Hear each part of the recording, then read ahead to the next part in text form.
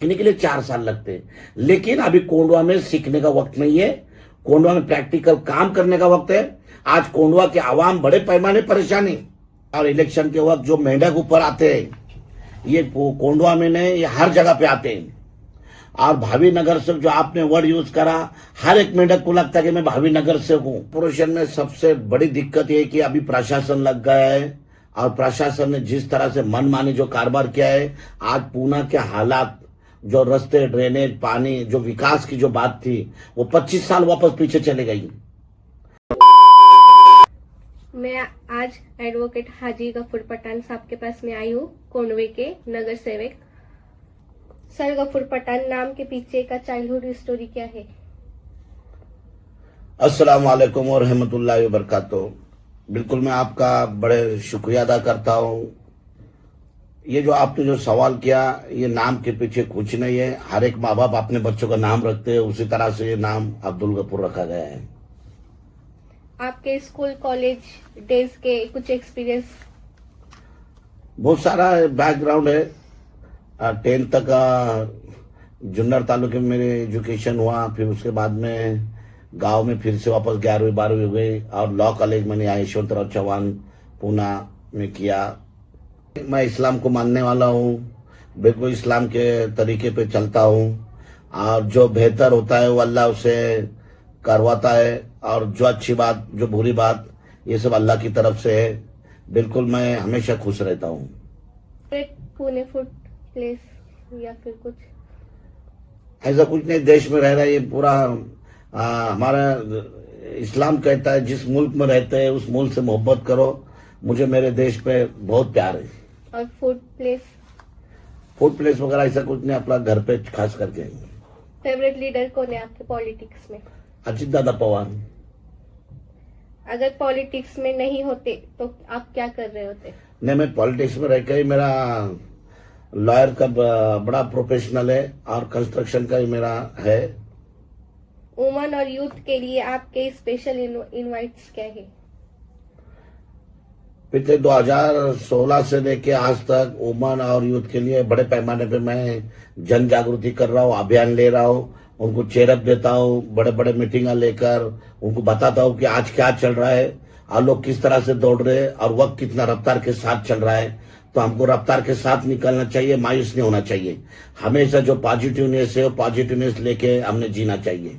Traffic road और clean lines issue पर आपका क्या टेक है? माशाल्लाह, बहुत अच्छा सवाल करा। क्लीननेस के ताल्लुक से अपना कोंडवा साफ कोंडवा, ये मेरा स्लोगन माशाल्लाह बड़े पैमाने पे पूरे महाराष्ट्र में, देश में फेमस है और पाकि आधा ईमान है। बिल्कुल, ये क्लीननेस के ताल्लुका से हमारे कोंडवा को महानगर पालिका ने स्वच्छता का 3रा क्रमांक पूरे पूना में दिया है। हालांकि बड़े पैमाने पे मुस्लिम एरिया है, फिर भी हम सफाई पे बहुत ख्याल देते हैं क्योंकि हमारा इस्लाम सिखाता है कि पाकि आधा ईमान है। और ट्रैफिक के ताल्लुक से तो अभी बढ़ रहा है, ग्लोबलाइजेशन का जमाना है, हर एक चाहता है कि पूना में आके रहूं। पूना एक अच्छी सुकून की जगह है, रोटी की जगह है, इसलिए बड़े पैमाने पे क्राउड बढ़ा है। और पूना का जो ट्रैफिक का मसला है, ये आने वाले दिनों में ये जो प्रशासन है इनको और लोक प्रतिनिधि को लेके ही इसको सुलझाना पड़ेगा। आप घर और जनता के बीच में आपका टाइम कैसे स्पेंड करते? घर और जनता के बीच में ऐसा कोई टाइम्स का मेरा स्पेंड नहीं है। फजर की नमाज के बाद जो मेरा शुरू होता है तो रात को 10 बजे तक घर और जनता को जैसा वक्त मिलेगा वैसा मैं देते रहता, दोनों को साथ में कॉमन। पहली बार जब पॉलिटिक्स में आप आए तब आपका एक्सपीरियंस कैसा था? पॉलिटिक्स में तो मेरा कोई खानदानी पेशा नहीं है और पॉलिटिक्स में इसलिए आया कि अल्लाह ने नवाजा है, तो क्यों ना प्रशासन के साथ में रहकर हमारे यहाँ के लोगों की, कौम की और खुसूसन कोंडवा की खिदमत करेंगे। क्योंकि कोंडवा में बहुत सारे बड़े पैमाने पे विकास के काम थे, लेकिन कोई मुसलमान का शख्स आगे नहीं बढ़ रहा था पूना शहर को। इसलिए मैंने पॉलिटिक्स ज्वाइन किया और आज पिछले 8 साल से लगातार हर जाति धर्म की सेवा कर रहा हूं मैं। पीएमसी बढ़ाने के लिए पीएमसी में क्या स्टेप लिया गया? देखो, ये सब जो बातें हैं पीएमसी में जब बात होती है तब ये ट्रांसपेरेंसी होती है। मैं हमेशा हक के लिए लड़ता हूँ। आपका नेक्स्ट गोल मतलब दूसरा प्रोजेक्ट क्या है आपका आगे? नहीं, अभी एक चल रहा है सिलसिला कोंडवा के आवाम के जो हमारा आखिर काम बोलता है, जो स्लोगन चल रहा है, कोंडवा के आवाम जब तक हमारे साथ में, जब तक हम कोंडवा के आवाम के साथ में, तब तक ये सिलसिला चलते रहेगा। जिस दिन कोंडवा के आवाम बोलेंगे बैठ जाओ, फिर भी हमारा सिलसिला ये जारी रहेगा इंशाल्लाह। अगली जनरेशन से आप क्या एक्सपेक्ट करते हो? नहीं, जनरेशन से तो मैं कोई एक्सपेक्ट नहीं करता हूँ, क्योंकि देख रहा हूँ कि सियासत बहुत गंदी पॉलिटिक्स बन चुकी है। हम लोग जिस तरह से ट्रोल हो रहे, जिस तरह से हमको तकलीफ हो रही, और ये नई जनरेशन सहन नहीं कर सकती। हालांकि ये बहुत गंदा पॉलिटिक्स चल रहा है और मुझे बिल्कुल पसंद नहीं है, लेकिन मैं इस्लाम को फॉलो करता, इस देश पे मैं प्यार करता, और इसलिए मैं वो जो चल रहा है उसे मैं चला रहा हूँ। लेकिन नए जनरेशन को इसमें मैं नहीं डालना चाहता मेरे घर के। म्युनिसिपल कॉर्पोरेशन में लोगों की सबसे कॉमन प्रॉब्लम क्या दिखती है? पुणे म्यूनिसिपल कॉर्पोरेशन में सबसे बड़ी दिक्कत ये है कि अभी प्रशासन लग गया है, और प्रशासन ने जिस तरह से मनमानी जो कारोबार किया है, आज पूना के हालात, जो रास्ते, ड्रेनेज, पानी, जो विकास की जो बात थी, वो 25 साल वापस पीछे चले गई। और इसको जब जिम्मेदार प्रशासन है, और प्रशासन ने जो गलत किया, बिल्कुल जब सभागृह भी शुरू होगा तो प्रशासन को इसका जवाब देना पड़ेगा। और बिल्कुल आज हम कोंडवा के ताल्लुक से देखने जाएंगे तो आप देखो कोंडवा के हालात किस तरह से हुई। जिस तरह से 2017 में हमने विकास करके दिखाया कम बजट में भी, उसके बाद में कोविड लगा, फिर उसके बाद में प्रशासन लगा, आज कोंडवा के हालात फिर 10 साल पीछे दिख रही। रास्ते, ड्रेनेज, पानी, ट्रैफिक, आरोग्य, एजुकेशन, हर तबके से आज पूना पीछे है। और पूना चाहता है कि मैं स्मार्ट सिटी बन रहा हूं। स्मार्ट सिटी एक पर्टिकुलर एरिया को उन्होंने देखा है, लेकिन 90% पूना का आज स्मार्ट सिटी नहीं कहलाया जाएगा। मेट्रो का मसला आ रहा, मेट्रो चल रही है, लेकिन मेट्रो आ गई इसका मतलब स्मार्ट सिटी आया, ऐसा नहीं होता। आउन बानेर बालेवाड़े बन गया, इसका मतलब स्मार्ट सिटी नहीं होता। पूना का 90% जो एरिया है अभी भी रास्ते, ड्रेनेज, पानी, ट्रैफिक से परेशान है। इसलिए पूना में बहुत बड़ी समस्या है। ये जल्द से जल्द इलेक्शन होना चाहिए, ताकि लोक प्रतिनिधि जाएंगे और अपने अपने विकास का, अपने नागरिकों की क्या जरूरत है और कौन सी जरूरत पहले करना चाहिए, ये लोक प्रतिनिधि ही कर सकता, ये प्रशासन नहीं कर सकता। इसलिए पूना वापस 10 साल पीछे गया है। बड़ी मेहनत करना पड़ेंगे। और एक ही आदमी है महाराष्ट्र में, जो हमारे पूना के पालक मंत्री तथा महाराष्ट्र राज्य के उप मुख्यमंत्री आदरणीय अजित दादा पवार। इनका विजन जरा अगर देखेंगे आप, बारामती, पुणे, पिंपरी चिंचवड का जो विकास किया उन्होंने, आज फिर से दादा को पुणे महानगर पालिका की सत्ता एक हाथी देने का वक्त आ चुका है। यही अजित दादा पवार पूना का विकास कर सकता, यही अजित दादा पवार हर जाति धर्म के लोगों को लेकर ये पूना को पूरा पहले जैसा, पिंपरी चिंचवड के जैसा बना सकता है। अजित दादा के अलावा कोई ऐसा नेता नहीं है कि जो पूना का विकास कर सकता है। और बिल्कुल हम इसी कारण अजित दादा पवार के साथ में, और इसी कारण हम अजित दादा के, हम सोचते हैं कि अजित दादा ही हमारे कोंडवे का विकास करेगा। कोंडवे का जो फ्यूचर चल रहा है, कोंडवे का जो आज के हालात चल रही है, इतने बदतर हालात हो गए रास्ते, ड्रेनेज, पानी के। इसलिए हमें फिर से अजित दादा पवार को मजबूत करना है। हमको कोई देखना नहीं है, वो इंसान अच्छा है, वो इंसान जो आज विकास के लिए गठबंधन में चले गया है, वरना उनका जो शाहू फुले आंबेडकर जो विचारधारा है आज भी उन्हें बदली नहीं, और वही विचारधारा में वो जी रहा है, और आवाम को भी उसी विचारधारा से चलने की हमेशा प्रेरणा देता है।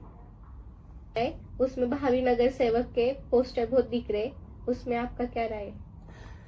देखो, इलेक्शन आता है, इलेक्शन जाता है, और इलेक्शन के वक्त जो मेंढक ऊपर आते हैं, ये कोंडवा में नहीं, ये हर जगह पे आते हैं। और भावी नगर से जो आपने वर्ड यूज करा, हर एक मेंढक को लगता है कि मैं भावी नगर से हूं। हर एक मेंढक को लगता है, हर एक भावी नगर से को लगता है कि जिस तरह से कोंडवा के आवाम ने, जनता ने गफूर पठान का जो सराय है, आज गफूर पठान का नाम है, आज गफूर पठान की इज्जत से नाम ली जाते, तो वो एक ख्वाहिश लेके आ रहे। ख्वाहिश तो हर एक ने लेना चाहिए, आशावादी रहना चाहिए, लेकिन कोंडवा के मसले जो है ये जानकार आदमी ही कर सकता। कोंडवा के मसले हमें मालूम है कि पिछले 5 साल 8 साल हमने प्रशासन से क्या जबान ली है, हमने प्रशासन को क्या फॉलो किया है, और अभी हम प्रशासन को तंबी देके पूछ सकते हैं कि पिछले 8 साल से तुम हमको घुमा रहे हैं। बिल्कुल आपका ड्रामा नहीं चलेगा, आपको अभी कोंडवा का विकास करना पड़ेगा। अगर ये भावी आएंगे तो 4 साल ऐसे ही घुमाएंगे उनको। लेकिन कोंडवा की जनता होशियार है, कोई भावी को मतदान नहीं करने वाली। वोट बिखरने नहीं देंगे। एक गट्ठा मतदान ये कोंडवा का हमारे साथ रहने वाला है, हमारे पैनल के साथ रहने वाला है। भाभी जो खर्चा कर रहे करने दो, इनको भी समझना चाहिए। जैसा आपने बोले कि नए जनरेशन में, तो नए जनरेशन में अच्छे लोगों ने काम करना चाहिए। 4-5 साल इन्होंने पहले विदाउट पद का पहले काम करना चाहिए, ताकि इनको प्रशासन क्या है, महानगर पालिका क्या है, महानगर पालिका एचओडी किसको कहा जाता, महानगर पालिका जीए किसको कहा जाता, महानगर पालिका की फाइल किस तरह से आगे चली जाती, टेंडर किस तरह से लगते, काम किस तरह से करना चाहिए, वर्क ऑर्डर कैसे निकलती है, जगह पे काम किस तरह से करना चाहिए, इसको सीखने के लिए 4 साल लगते हैं।